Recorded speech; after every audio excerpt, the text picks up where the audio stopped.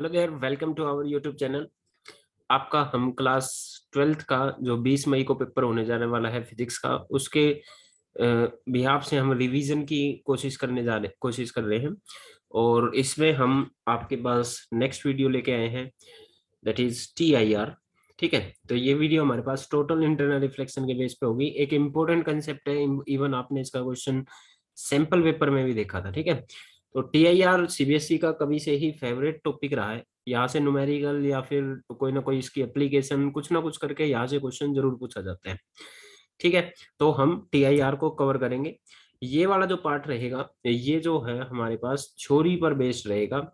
Just theory है अभी के लिए, थ्योरी इसमें ज्यादा टाइम नहीं लगेगा हमारे पास, मैक्सिमम से मैक्सिमम 10 से 12 मिनट हमारे पास लगेगी। उसके बाद हमारे पास इसी प्लेलिस्ट में आप देख सकते हो, हम न्यूमेरिकल्स की वीडियो भी डाल देंगे TIR पर बेस्ड। ठीक है, इंपॉर्टेंट टॉपिक है CBSE के हिसाब से। तो चलिए शुरू करते हैं। TIR को बताने से पहले देखिए, TIR होता कब है, टोटल इंटरनल रिफ्लेक्शन होता कब है। तो इसकी कुछ कंडीशंस है, जैसे कि light should go from denser to rare medium. ये तभी ऑब्जर्व होगा जब लाइट जो है हमारे पास वो डेंसर से रेयर मीडियम की तरफ जा रही होगी। ठीक है, तो दूसरा क्या है कि जो इंसिडेंट एंगल है डेंसर मीडियम के अंदर, भाई डेंसर से रेयर जा रही है तो डेंसर में जब वो बाउंड्री से जाके टकराएगी तो कुछ ना कुछ इंसिडेंट एंगल बनाएगी। उस इंसिडेंट एंगल की बात हो रही है, that should be greater than the critical angle. यहाँ पर बात हुई है हमारे पास क्रिटिकल एंगल की, इससे ज्यादा होना चाहिए। अब ये क्रिटिकल एंगल क्या होता है ये हम अभी देख लेंगे थोड़ी देर में। तो हमारे पास दो कंडीशन होती है TIR की, लाइट डेंसर से रेयर जाएगी तभी ऑब्जर्व होएगा, रेयर से डेंसर नहीं ऑब्जर्व होएगा। ठीक है, वन कंडीशन। सेकंड कंडीशन, ऐसा नहीं है कि डेंसर से रेयर जाने पे तुरंत हो जाएगा। डेंसर से रेयर जाने जाते वक्त लाइट का अगर इंसिडेंट एंगल एक पर्टिकुलर क्रिटिकल एंगल से ज्यादा होगा तो ये ऑब्जर्व होगा, अदरवाइज नहीं ऑब्जर्व होता। ठीक है, these are two conditions for observing TIR। Okay, तो हम देखते हैं कि भाई कैसे जो बात हमने बोली है इसका मतलब क्या है यहाँ पर। तो मैं मान के चलता हूँ उस कंडीशंस के बेस पे। मान लो हमारे पास ये एक बाउंड्री है जो दो मीडियम्स को सेपरेट कर रही है। नीचे हमारे पास कोई डेंसर मीडियम है और बाहर हमारे पास कोई रेयर मीडियम है। ठीक है, तो लाइट डेंसर से रेयर जानी है, नीचे आपके पास वाटर हो सकता है, बाहर सपोज करो यहाँ पर है हमारे पास वाटर और बाहर हमारे पास एयर हो सकती है। तो डेंसर से रेयर लाइट जानी है, यहाँ पर कोई सोर्स हो सकता है हमारे पास, है ना। तो अगर देखिए, अगर इस सोर्स से लाइट ऐसे सीधी आती है, मान लो लाइट ऐसे गिरती है, थोड़ी सी इसको चेंज कर लेते हैं एक बार, बिल्कुल स्ट्रेट हम लाइट को डाल लेते हैं। ठीक है, लेट्स सी।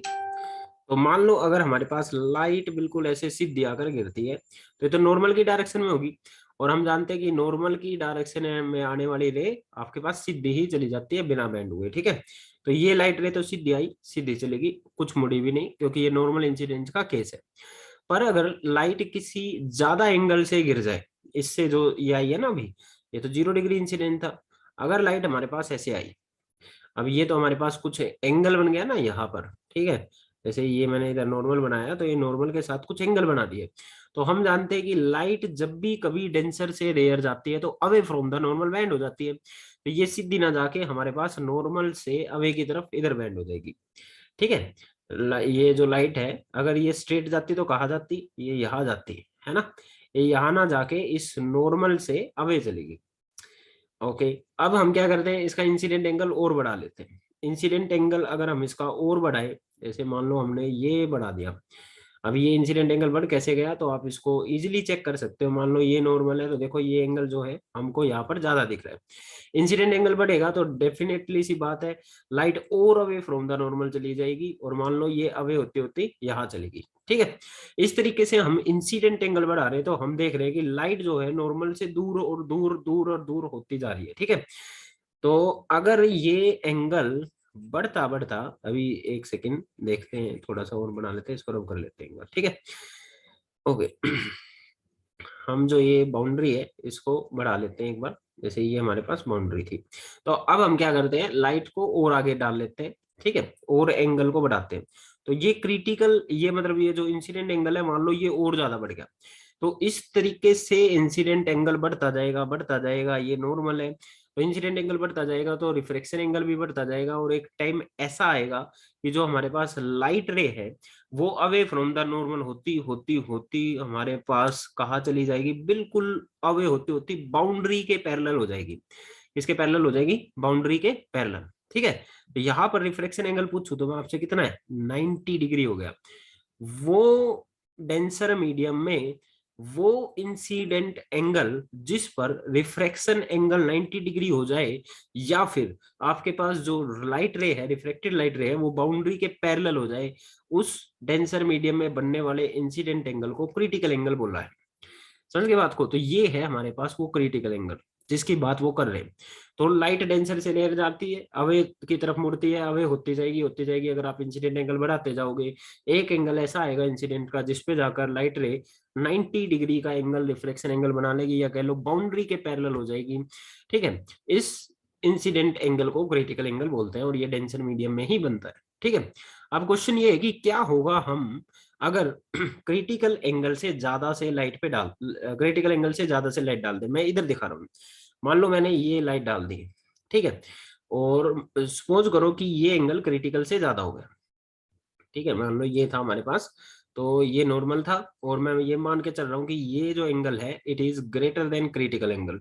तो अब क्या होगा भाई, लाइट तो अवे फ्रॉम द नॉर्मल जाती है, डेंसर से रेयर जाती है, तो अवे फ्रॉम द नॉर्मल जाती है, पर यहाँ पर ये तो ऑलरेडी यहाँ पर बाउंड्री के पैरेलल हो चुकी थी। इससे ज्यादा अवे और कहा जाएगी, इससे ज्यादा अवे होगी तो ये तो वापिस इसी मीडियम में आ जाएगी। ठीक है, लाइट अवे होती गई, अवे होती गई, फिर बाउंड्री के पैरेलल होगी, और अवे क्या हो सकते हैं, ये इस मीडियम में आ जाए वापिस से, डेंसर मीडियम में लाइट वापिस आ गई। ठीक है, लाइट डेंसर मीडियम में वापिस आ गई, तो एक बार याद करो कि लाइट का किसी सरफेस या ऑब्स्टेकल से टकराकर वापिस उसी मीडियम में आ जाना, ये तो रिफ्लेक्शन कहलाता था। ये एक्चुअली में जो रे आई है, ये कौन सी रे है, ये एक्चुअली में रिफ्लेक्टेड रे है।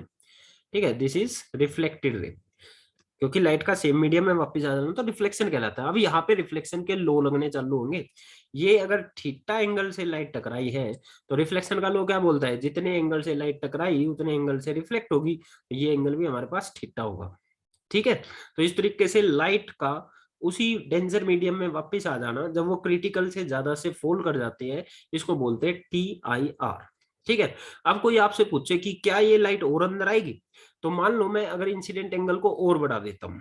ठीक है, इंसिडेंट एंगल को और बढ़ा देता हूँ, इसको मैं कहीं पर शो करता हूँ अगर, तो चलो यहाँ शो कर लेते हैं। ठीक है, मान लो ये हमारे पास बाउंड्री है, और ये हमारे पास अपना नॉर्मल ले लेते हैं। मान लो यहाँ पे नॉर्मल है। ठीक है, अब हम क्या करते हैं, लाइट को ये जो हमने इधर जैसे ये डाल दी थी, हमने एंगल और बढ़ा, एंगल जो डाला था तो इससे लाइट इधर इसी मीडियम में वापस आ गई थी। इतना तो हमने देख लिया था, थीटा एंगल से लाइट डाला, जितने एंगल से लाइट डाली उतने से वापस आ गई थी। पर अगर मैं इसका एंगल और बढ़ाता हूँ, देखो मैंने अगर इसका एंगल और बढ़ाया तो रिफ्लेक्स इंसिडेंट एंगल बढ़ गया, और रिफ्लेक्शन के लो लग रहे हैं। वीडियो शायद पॉज हो गई है तो कोई दिक्कत नहीं है, आपको सुनेगा जरूर। ठीक है, अच्छा, रिफ्लेक्शन के लो तो क्या बोलते हैं कि भाई जितना इंसिडेंट एंगल होता है उतना ही रिफ्लेक्शन का एंगल होता है, दोनों एंगल बराबर होते हैं ना, जितना इंसिडेंट उतना ही रिफ्लेक्शन। आपने ये लाइट का एंगल और बढ़ा के या तो इंसिडेंट एंगल बढ़ा दिया तो आपके पास रिफ्लेक्शन का एंगल भी बढ़ेगा, तो लाइट वापिस जानी स्टार्ट होगी। आप और एंगल बढ़ा रहे हो तो लाइट फिर से वापिस जाती जाती वापिस से उसी मीडियम में चली जाएगी। आपके पास मीडियम में क्या चली जाएगी, यहाँ पर बिल्कुल स्ट्रेट हो जाएगी इधर आके। ठीक है, तो आप एक पर्टिकुलर वैल्यू से ज्यादा इसमें अंदर नहीं ला सकते, ये लगभग लगभग क्रिटिकल के आसपास का एंगल होगा, तो आप 180 डिग्री -2C से ज्यादा लाइट को अंदर नहीं ला सकते। एक बार फिर से इसको मैं डिस्कस करूंगा, एक बार नेक्स्ट स्लाइड देख लेते हैं। मेरे ख्याल से TIR आपको समझ में आया होगा क्या है। ये जो बात है, यहाँ जो बात बताई है, इसको मैं नेक्स्ट स्लाइड पे बना देता हूँ, क्योंकि यहाँ पर अभी ड्रॉ के लिए जगह नहीं है, इसको रब करना पड़ेगा अदरवाइज। ठीक है, तो TIR क्या है, लाइट मैंने उन कंडीशंस को भी एक्सप्लेन करा। एक्चुअली में कंडीशंस क्या थी हमारे पास कि लाइट जो है अगर डेंसर से रेयर जाए तो क्रिटिकल एंगल पर लाइट जो है बिल्कुल बाउंड्री के पैरेलल हो जाती है, रिफ्लेक्शन एंगल 90 डिग्री हो जाता है। अगर क्रिटिकल से एंगल बढ़ाया तो लाइट वापस से उसी मीडियम में आ जाती है, इसी को बोला गया TIR, टोटल इंटरनल रिफ्लेक्शन। ठीक है, अगर और एंगल बढ़ाया जाए तो लाइट फिर से वापस जाने लग जाती है, ये मैं यहाँ पर बताने की कोशिश कर रहा था। ठीक है, चलिए अब ये जो चीज होगी हमारे पास, अब हम क्या करते हैं, इसको थोड़ा सा देख लेते हैं और आगे। ठीक है, ये एक सेकेंड, मैं क्या करता हूँ, इसको इरेज करने की कोशिश करता हूँ पहले। ठीक। अब एक बार मैं उस चीज को दोबारा एक्सप्लेन कर देता हूँ आपको, जो मैं बता रहा था, इरेज हो गया हमारे पास। तो ये हमारे पास जैसे बाउंड्री थी, ये मान लो हमारे पास नॉर्मल है, और ये एक लाइट रे हमारे पास यहाँ पे गिरी थी। हमने बोला था कि अगर ये क्रिटिकल से ज्यादा से गिर गई तो लाइट वापस उसी मीडियम में आ जाती है, इतना हमने डिस्कस करा था, है ना। थीटा एंगल से गिरी, रिफ्लेक्शन का लो लगता है तो थीटा एंगल से वापस आ जाएगी, ठीक है। अगर मैंने और इंसिडेंट एंगल बढ़ाया, तो अगर आप ये सोच रहे हो कि लाइट और इसी मीडियम में घुस जाएगी, तो ऐसा नहीं है, क्योंकि यहाँ पर अब रिफ्लेक्शन हो रहा है तो रिफ्लेक्शन के लो लगेंगे। और रिफ्लेक्शन के लो क्या होते हैं, इंसिडेंट एंगल बराबर होता है रिफ्लेक्शन का एंगल। तो अगर आपने इंसिडेंट एंगल बढ़ा दिया तो रिफ्लेक्शन का एंगल भी बढ़ेगा, और एंगल नॉर्मल से मेजर होते हैं, तो एंगल का ये भी बढ़ गया। और इंसिडेंट बढ़ाया तो लाइट और वापस चली जाएगी, और इंसिडेंट बढ़ाया लाइट और वापस चली जाएगी, और फाइनली लाइट ऐसी कर दी तो लाइट ऐसी ही चली जाएगी हमारे पास। तो मतलब कि इससे ज्यादा लाइट मीडियम के अंदर नहीं आ सकती, ठीक है। इस कंडीशन को अगर देखें तो हम लाइट इस तरीके से वापस आ गई थी, ये एंगल ठीठा था तो ये एंगल भी ठीठा था, इससे ज्यादा लाइट मीडियम में नहीं आ सकती। इससे और एंगल बढ़ाओगे तो आपके पास ये वापस जाने लग जाती है, और फिर अल्टीमेटली पैरेलल हो जाएगी, ठीक है।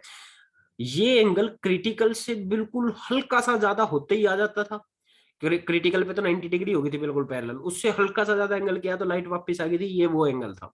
तो इसको मैं अप्रोक्सीमेटली क्रिटिकल के बराबर लिख लूं, क्योंकि लगभग लगभग क्रिटिकल के बराबर है, उससे 1 डिग्री भी ज्यादा किया तो ऐसा हो रहा था। तो लाइट जो है लगभग लगभग क्रिटिकल से डाल ली तो क्रिटिकल से ही इधर आ गई, लगभग लगभग अप्रोक्स की बात करना हम। इससे ज्यादा तो मीडियम में अंदर नहीं आ सकती।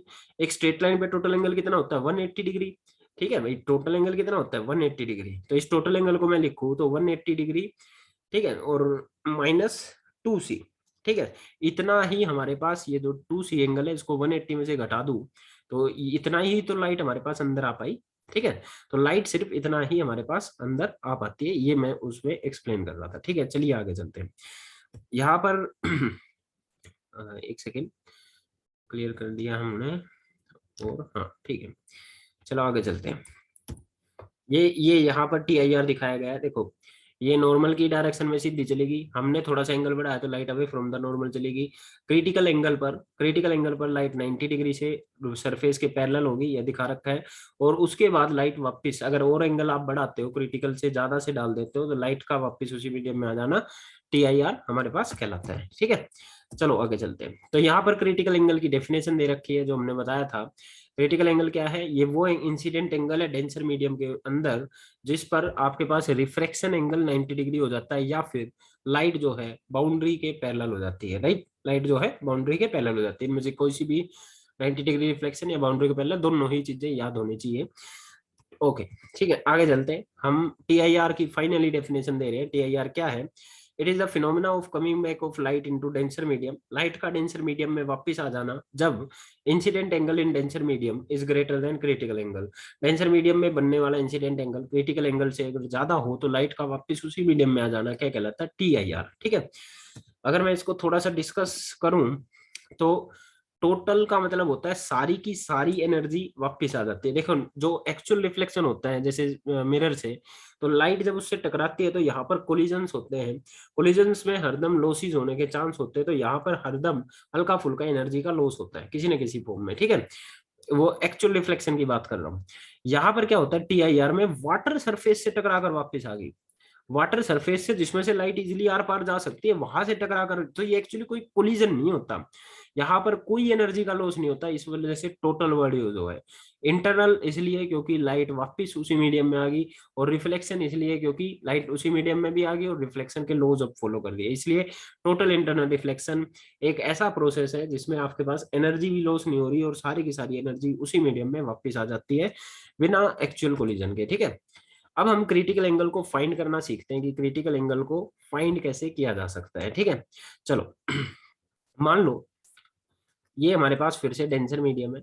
डेंसर मीडियम का रिफ्लेक्टिव इंडेक्स मैं ND से लिख लेता हूँ, और ये हमारे पास रेयर मीडियम है, इसका रिफ्लेक्टिव इंडेक्स NR से लिख लेता हूँ। तो लाइट तो हमारे पास डेंसर से रेयर जा रही है, तो ये लाइट हमारे पास डेंसर से रेयर गई, और मैं क्रिटिकल एंगल पे बात कर रहा हूँ। तो क्रिटिकल एंगल पे हम जानते हैं कि लाइट जो है रिफ्लेक्शन एंगल 90 डिग्री का कर लेती है। मैं क्या करता हूँ, यहाँ पर अप्लाई कर देता हूँ स्नेल्स लॉ, ठीक है। स्नेल्स लॉ आप जानते हो, इस मीडियम का रिफ्रैक्टिव इंडेक्स मल्टीप्लाई बाई इस मीडियम में बनने वाला एंगल, ठीक है, is equal to sine angle, is equal to इस मीडियम का रिफ्रैक्टिव इंडेक्स मल्टीप्लाई बाई इस मीडियम में बनने वाला साइन एंगल, ठीक है। ये स्नेल्स लॉ अप्लाई कर दिया। That is refractive index of denser medium multiply by sine of critical angle is equal to refractive index of rare medium into में साइन 91 हो गया। ओके, यहाँ से साइन सी क्रिटिकल एंगल हमको find out करना है, is equal to N R by N D, ठीक है। तो ये क्या आ गया, refractive index of rare medium with respect to denser medium. Generally rare medium air होती है, ठीक है। इफ जो हमारे पास रेयर मीडियम है ये क्या हो, एयर हो, तो इसकी वैल्यू 1 होगी, ठीक है, 1 होगी। तो हम यहाँ से sine C is equal to 1 by denser medium का रिफ्रैक्टिव इंडेक्स, ज्यादातर एयर वाले केस में तो हम ये यूज करेंगे, अगर हमारे पास एयर हो तो ये यूज करेंगे। अदरवाइज आपको फॉर्मूला इस तरीके से याद रखना है भाई, ठीक है, कि भाई साइन सी जो होता है ये बराबर होता है refractive index of rare medium divided by refractive index of denser medium, या फिर कह लो refractive index of rare medium with respect to denser medium. ये एक्चुअल फॉर्मूला होता है। ज्यादातर केसेस में हमारे पास एयर आ जाती है, जिसकी वजह से हम ये फॉर्मूला ज्यादा मोस्ट पॉपुलर है, ये ज्यादा यूज होता है, ठीक है। पॉपुलर ये है, पर इन केस क्वेश्चन को डिफिकल्टी सी थोड़ी सी डिफिकल्ट लेवल पे ले जाया जाए तो ये बनाया जा सकता है फॉर्मूला, ये यूज करवाया जा सकता है, ठीक है। तो इस तरीके से हम critical angle easily find out कर सकते हैं, ठीक है। बात मेरे ख्याल से आपको ये बात समझ में आई होगी। ओके, अब यहाँ पर एक क्वेश्चन ये भी उठता है कि why we can not observe TIR जब लाइट रेयर से डेंसर मीडियम की तरफ जाती है। तो देखो, अगर मान लो ये रेयर है, ये डेंसर है, और लाइट डेंसर से रेयर की तरफ जाती है तो टुवर्ड्स द नॉर्मल मुड़ती है ना। अगर मैं एंगल को और बढ़ाऊं तो और टुवर्ड्स द नॉर्मल जाएगी, और बढ़ाऊं तो बिल्कुल नॉर्मल की डायरेक्शन में हो सकती है, पर ये इससे वापिस इधर जाती जाती जाती इधर मीडियम में वापिस कभी नहीं आएगी, ठीक है। मैं क्या कह रहा हूँ, देखना एक मिनट, यहाँ पे मैं इस बात को दोबारा से दिखाता हूँ आपको कि मैं क्या कह रहा हूँ। मैं आपको ये एक्सप्लेन करने की कोशिश कर रहा हूँ कि लाइट जब रेयर से डेंसर जाएगी तब ये क्यों नहीं ऑब्जर्व होता है, ठीक है। तो देखो, ये दोबारा से मैं दिखा देता हूँ, ये रेयर मीडियम है, ये डेंसर मीडियम है, ये आपके पास नॉर्मल हो गया। अगर लाइट यहाँ पर गिरती है तो हम जानते हैं लाइट मुड़ जाती है टुवर्ड्स द नॉर्मल, ठीक है। आप एंगल और बढ़ाओगे तो ये और टुवर्ड्स द नॉर्मल मुड़ गई, एंगल और बढ़ाओगे तो ये टुवर्ड्स द नॉर्मल ही होती जाएगी, नॉर्मल से दूर तो जा ही नहीं सकती आपके पास, तो दूसरे मीडियम में वापिस इसी मीडियम में आने का तो कोई चांस ही नहीं है, ठीक है। तो इस तरीके से रेयर से डेंसर जाते वक्त ये कभी ऑब्जर्व नहीं होता है। आप चाहो तो इसको यहाँ से भी प्रूव कर सकते हो, ठीक है। यहाँ से देखिए, अगर मैं यहाँ से sine C is equal to refractive index of rare medium with respect to denser medium देखूं, तो C will be is equal to sine inverse of refractive index of rare medium with respect to denser medium. Refractive index of rare medium with respect to denser medium जो है, ये आपके पास ये जो sine inverse में जो ये value होते हैं, आप जानते हैं कि ये 1 से बड़ी नहीं हो सकती, ठीक है। तो दिस इज मैथमेटिकली भी नॉट पॉसिबल, मैथमेटिकली भी पॉसिबल नहीं है। खैर उस पर नहीं जाना है, मेन यहाँ से आपको फिजिक्स से ही दिख रहा है कि ऐसा नहीं हो सकता, ठीक है। चलो, मैं इस ड्राइंग को क्लियर कर रहा हूँ, आपको रब करना है तो पोज करके उतारना है तो पोज करके उतार सकते हैं, ठीक है। तो चलिए आगे चलते, क्रिटिकल एंगल हमने फाइंड आउट कर लिया। इसके बाद हमारे पास क्या है वो देखते हैं, ठीक। ओके, अब हम कुछ वैल्यूज नोट कर लेते हैं। जनरली ऐसा ये आप नोट कर सकते हैं कि भाई क्रिटिकल एंगल की कुछ वैल्यू है, जैसे आपके पास ग्लास एयर इंटरफेस के लिए इसकी जनरली वैल्यू 42 डिग्री, ठीक है। वाटर एयर इंटरफेस के लिए 45 डिग्री, कुछ जगह पे इसको 48 भी लिखा गया है, ठीक है। 45 जनरली रहती है, ठीक है। और डायमंड के लिए 24 डिग्री। ये कैसे निकाला गया होगा कि भाई लाइट आपके पास वाटर से एयर की तरफ जा रही थी, ठीक है, और क्रिटिकल एंगल हम इसका निकाल रहे हैं। तो क्रिटिकल एंगल निकालने के लिए आपने sine C is equal to 1 by refractive index of water लगाया। वाटर का रिफ्रैक्टिव इंडेक्स होता है आपके पास 4/3, तो sine C is equal to 3/4 आ गया। तो यहाँ से सी कितना आ गया, क्रिटिकल एंगल कितना आ गया, साइन इनवर्स 3/4 करके। तो इसको जब सोल्व करा गया तो ये हमारे पास इतनी वैल्यू देता होगा 45 डिग्री के अप्रोक्स, ठीक है। ऐसा ही अगर ग्लास होता तो यहाँ पे ग्लास का रिफ्रैक्टिव इंडेक्स आता था, डायमंड होता तो डायमंड का रिफ्रैक्टिव इंडेक्स आ जाता। तो इस तरीके से ये रिफ्रैक्टिव इंडेक्सेस हमारे पास फाइंड आउट करके आप चाहो तो इनको याद भी कर सकते हैं, ओके। ठीक, आगे चलते हैं। Applications of TIR, one of the most important topic, ठीक है। मोस्ट इंपोर्टेंट तो नहीं, पर यहाँ से क्वेश्चन जनरली बना दिए जाते हैं। तो सबसे पहले हमारे पास मिराज फॉर्मेशन, ठीक है। मिराज फॉर्मेशन क्या होता है कि किसी टॉल ऑब्जेक्ट की वजह से गर्मियों के दिनों में रेगिस्तान में इन जनरल, जहाँ पे गर्मी ज्यादा होती है उन जगहों पर, धूप में आपके पास सड़क के ऊपर भी है कई बार जब हो जाता है, क्या होता है कि आपको दूर से ऐसा लगता है कि पानी है कहीं पे, है ना, वो एक्चुअली में किसी टॉल ऑब्जेक्ट की परछाई उस जगह पे बन रही होती है, ठीक है। हम पानी को कैसे पहचानते हैं, जैसे किसी जगह पे पानी गिरा है तो पानी में किसी ऊपर वाली चीज की रिफ्लेक्शन बनता है, तो उस रिफ्लेक्शन के बेस पे हमको पता चलता है कि वो यहाँ पे पानी गिरा हुआ है, क्योंकि वहां पे इमेज कैसे बन सकती है, मिरर तो रखा नहीं होगा। तो डेफिनेटली हम ये दिमाग हमारा ऐसे पानी को पहचानता है कि कभी भी आपको जमीन में ऊपर का कहीं अबव ऊपर वाली चीज की रिफ्लेक्शन दिखे तो हम पानी को ऐसे पहचानते हैं। तो ये एक्चुअली में दिमाग को धोखा देने वाली जैसी बात है ना, क्योंकि हमारा दिमाग ट्रेंड ही ऐसे। तो मिराज फॉर्मेशन में क्या होता है, जैसे मान लो रेगिस्तान की बात करें तो रेगिस्तान का जो रेत है वो गर्मी की वजह से बहुत ज्यादा गर्म हो जाता है, तो इसके आसपास की जो एयर होती है, ये जो हॉट एयर है, ये हॉट एयर जो होती है ये आपके पास एक्चुअली में हल्की होती है, ठीक है। हॉट एयर जो है आप एक्चुअली में कैसी होती है, हल्की होती है। अब जो हल्की एयर होती है, हल्की एयर वर्क करती है एज ए रेयर मीडियम। तो मैं कह सकता हूँ कि भाई जो रेगिस्तान का जो रेत है उसके आसपास की एयर कैसी होती है, रेयर। जितना ऊपर जाओगे वहां की एयर आपके पास कैसी होती चली जाती है, denser, in comparison to lower air. जो नीचे वाली गर्म हवा है उसके कंपैरिजन में ऊपर वाली एयर डेंसर है। जितना नीचे जाते जाओगे आपके पास लाइट रेयर होती चली जाएगी, ठीक है। अब मान लो यहाँ पर ऊंट वूट पे कोई बंदा बैठा है, जैसे मान लो बना तो नहीं रहा ऊंट, ऐसे कोई बंदा किसी हाइट पे है, ठीक है, मतलब कहीं पर भी है, हाइट जरूरी नहीं। यहाँ पर सपोज करो एक पेड़ है, ठीक है, मान लो एक पेड़ है, पेड़ से अगर कोई लाइट रे यहाँ चलती है, हम कोई पूछे कि पेड़ से लाइट रे कैसे निकल आई, तो देखो कोई भी चीज दिखती है तो वो तभी दिखती है जब उस पर कोई लाइट टकराई और वो हमारी आंखों में आती है, ठीक है। तो जैसे आपको अभी हम दिख रहे हैं तो इस स्क्रीन से लाइट आपकी आंखों में जा रही है, इस वजह से दिख रहे हैं। तो भाई कोई भी चीज दिख रही है तो लाइट तो वहां से डेफिनेटली आ रही होगी। तो ये पेड़ से मान लो ये एक लाइट आई, तो ये लगातार डेंसर से रेयर की तरफ जा रही है, तो ये अवे फ्रॉम द नॉर्मल मुड़ती जाएगी, away from the normal, away from the normal, मुड़ती मुड़ती एक टाइम ऐसा आएगा कि इसका एंगल इतना बढ़ जाएगा कि ये क्रिटिकल एंगल से ज्यादा हो जाएगा, इंसिडेंट एंगल क्रिटिकल एंगल से ज्यादा होते ही लाइट वापस उसी मीडियम में आ जाएगी, ठीक है। तो लाइट जो है वापस उसी मीडियम में चली जाएगी। जब ये इस आदमी की आईज में जाएगी तो वो आदमी इस रे को वापस रिट्रेस करेगा और इस पेड़ की इन्वर्टेड इमेज, उस टॉल ऑब्जेक्ट की इन्वर्टेड इमेज जमीन में बनेगी। और जमीन में जैसे ही हमको इमेज दिखती है हमारा दिमाग तुरंत इस तरीके से ट्रेंड है, इस तरीके से स्ट्राइक करेगा कि भाई जमीन में कुछ ना कुछ अगर परछाई बन रही है तो जमीन में डेफिनेटली पानी होगा। तो इसी को बोलते हैं मिराज फॉर्मेशन, पास जाके देखोगे तो वहां पर नहीं दिखेगा, ठीक है। तो ये था हमारे पास मिराज फॉर्मेशन। क्लियर हुई बात, ठीक है, ओके। चलिए आगे देखते हैं। जैसे इधर थोड़ा सा इस इमेज में दिखा भी रखा है, तो कुछ अच्छे से तो नहीं दिख रहा, पर यहाँ पे हमारे पास ये पेड़ है, ये यहाँ से लाइट देखो ये नीचे होती गई, नीचे होती गई, इधर गई और फाइनली इसके पास पहुंची, और एक ही सीधी लाइट तो जा ही रही है, ठीक है। और इसको जब ये वापस रिट्रेस करता है तो इसको पेड़ की इमेज यहाँ पे दिखती है जो इसको वाटर होने का वो दे रहा है, भरम दे रहा है एक्चुअली में, ठीक है। Clear, okay.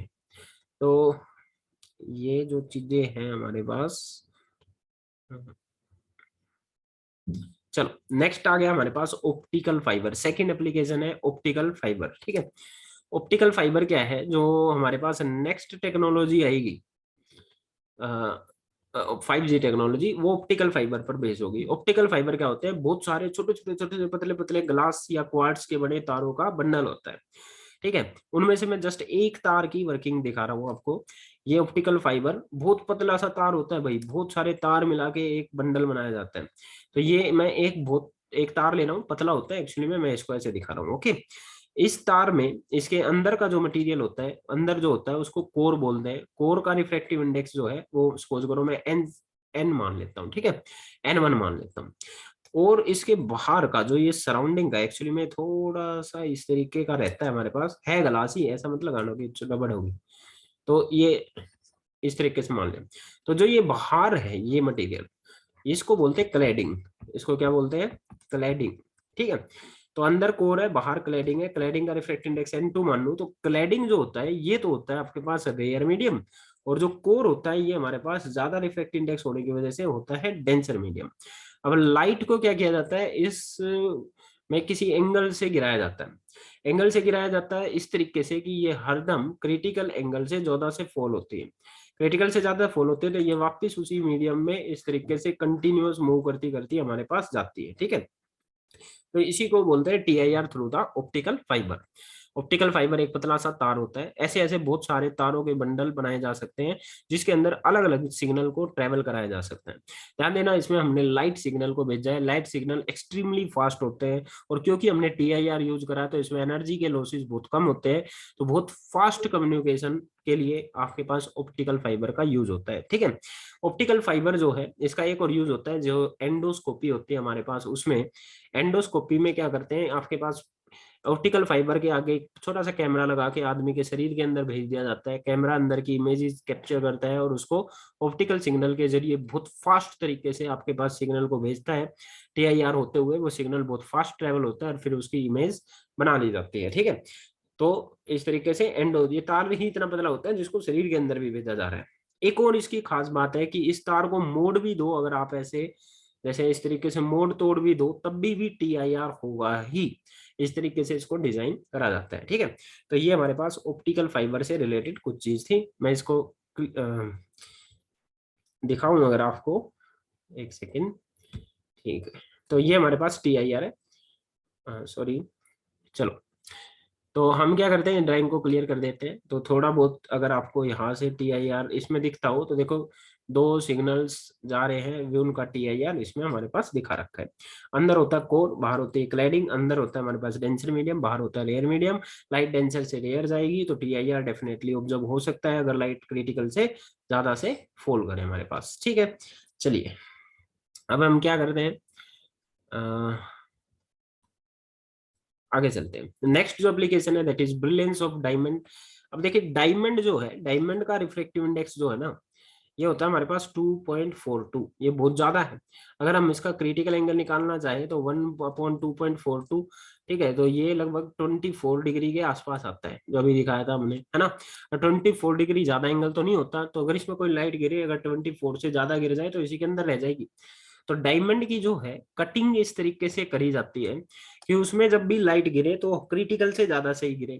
क्रिटिकल से ज्यादा से जब अंदर गिरेगी तो लाइट जो है आपके पास वही रह जाएगी अंदर ही, मतलब उसका TIR हो जाएगा, बाहर नहीं निकलेगी, डेंसर मीडियम में वापस आ जाएगी, ठीक है।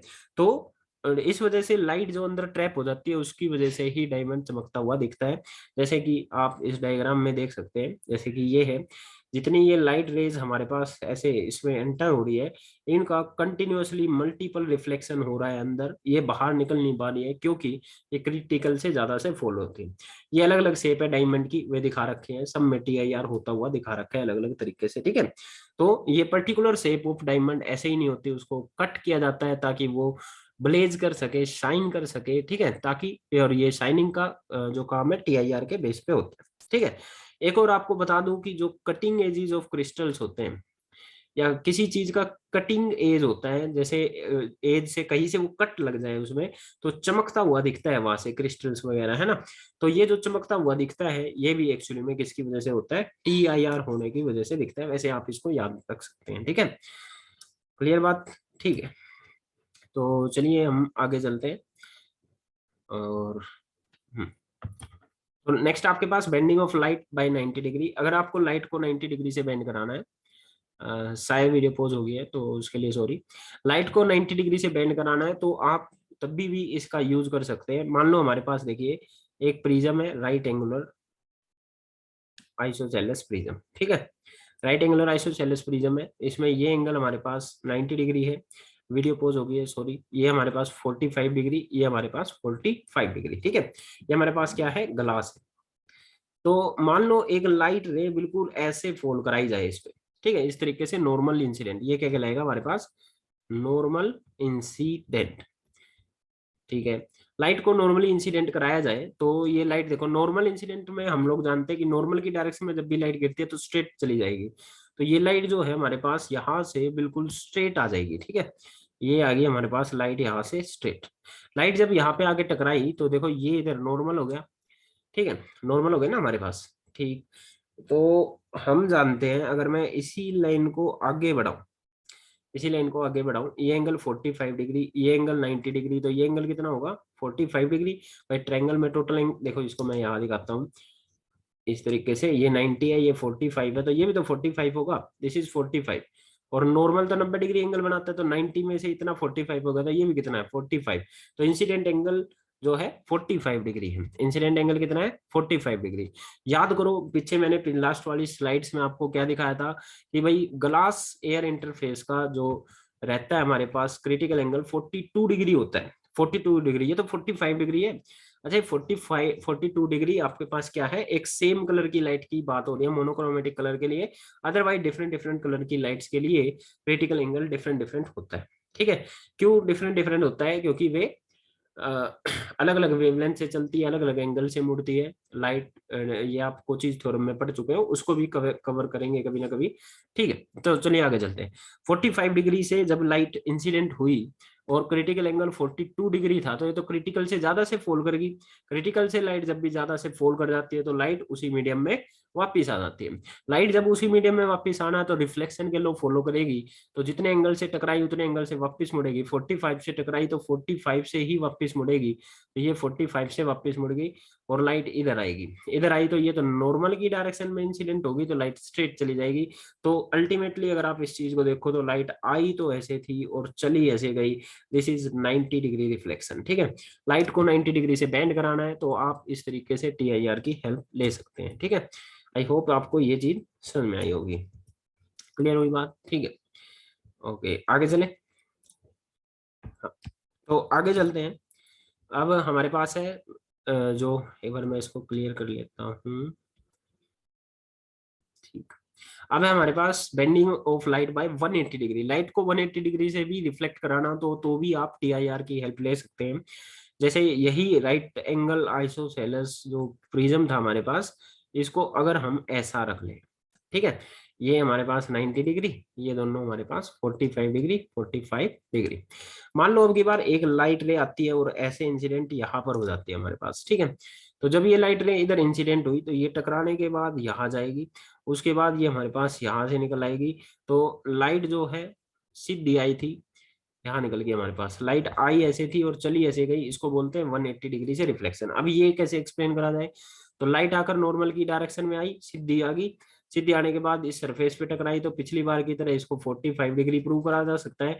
अब TIR होगा क्योंकि 42 डिग्री से ज्यादा है, 42 डिग्री से ज्यादा तो TIR होगा, तो लाइट उसी एंगल से मुड़ जाएगी क्योंकि रिफ्लेक्शन के लॉ फॉलो करती है। यहाँ गिरेगी, यहाँ गिरी तो आप फिर से इसको प्रूव कर सकते हो, ये एंगल 45 डिग्री, ये एंगल 45 डिग्री, तो लाइट यहाँ से बाहर निकल गई। इस तरीके से प्रिज्म के थ्रू लाइट को 180 डिग्री से भी रिफ्लेक्ट करवाया जा सकता है। ठीक है, आई होप आपको ये चीज भी समझ में आई होगी। ठीक है, अब TIR जो है ये खत्म हो गया है। TIR से रिलेटेड अब क्वेश्चंस के जरिए हम डिफरेंट जो और चीजें रहेगी हमारे पास, क्वेश्चंस के जरिए उसको हम एक्सप्लेन करेंगे। जैसे आपके पास मान लो पानी है, वाटर के अंदर कोई मछली है या कोई डाइवर है, उसको बाहर का कितना एरिया दिखेगा। ठीक है, सारा वाटर बाहर का हिस्सा नहीं दिखता, कुछ पर्टिकुलर एरिया ही दिखता है, तो ये सब TIR के बेस पर हम एक्सप्लेन करेंगे। ठीक है, तो आई होप आपको समझ में आया होगा। क्वेश्चंस के लिए तैयार रहना, वे नेक्स्ट वीडियोस में आपको मिल जाएंगे। Thank you.